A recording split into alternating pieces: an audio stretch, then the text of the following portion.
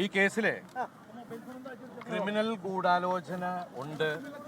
ആ ക്രിമിനൽ ഗൂഢാലോചന അന്വേഷിക്കണമെന്ന് മഞ്ജു പറഞ്ഞിടത്തുനിന്നാണ് എനിക്കെതിരെയുള്ള ഗൂഢാലോചന ആരംഭിച്ചത്.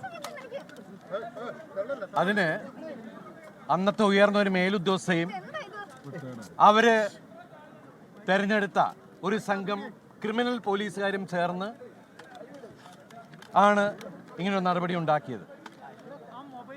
അതിനായിട്ട് ഈ കേസിലെ മുഖ്യപ്രതിയെ കൂട്ടുപിടിച്ച്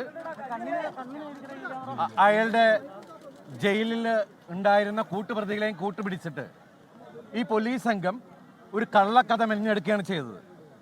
എന്നിട്ട് ഈ പോലീസ് സംഘം ചില മാധ്യമങ്ങളെയും അവർക്ക് ഒത്താശ ചെയ്തു കൊടുക്കുന്ന ചില മാധ്യമ പ്രവർത്തകരെയും കൂട്ടുപിടിച്ച് ഈ കള്ളക്കഥ സാമൂഹ്യ മാധ്യമങ്ങളിലൂടെ പ്രചരിപ്പിക്കുകയും ചെയ്തു.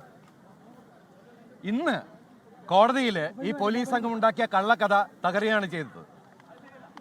ഈ കേസിൽ യഥാർത്ഥ ഗൂഢാലോചന എന്ന് പറയുന്നത് എന്നെ പ്രതിയാക്കാനാണ്. സമൂഹത്തിൽ എൻ്റെ കരിയർ, എൻ്റെ ഇമേജ്, എൻ്റെ ജീവിതം നശിപ്പിക്കാൻ വേണ്ടി ചെയ്തതാണ്. പക്ഷേ ഞാൻ പറഞ്ഞോട്ടെ, നിങ്ങൾ 9 വർഷം പറഞ്ഞല്ല കേട്ടോ, ഞാനൊന്ന് ഒരു പ്രാവശ്യം പറഞ്ഞോട്ടെ. ഇന്ന് ഇന്ന് ഇന്ന്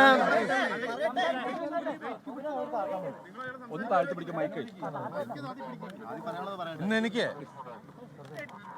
എൻ്റെ കൂടെ നിന്ന് എല്ലാ കുടുംബാംഗങ്ങളോടും, എൻ്റെ സുഹൃത്തുക്കളും അവരുടെ കുടുംബങ്ങളോടും, അതുപോലെ എനിക്ക് വേണ്ടി കാണാത്ത കേൾക്കാത്ത ആളുകൾ ഒരുപാട് പേര്, കോടിക്കണക്കിന് ആൾക്കാരെ എനിക്ക് വേണ്ടി പ്രാർത്ഥിച്ചിട്ടുണ്ട്. അവരോടൊക്കെ ഞാൻ ആത്മാർത്ഥമായിട്ടുള്ള നന്ദി പറയുകയാണ്.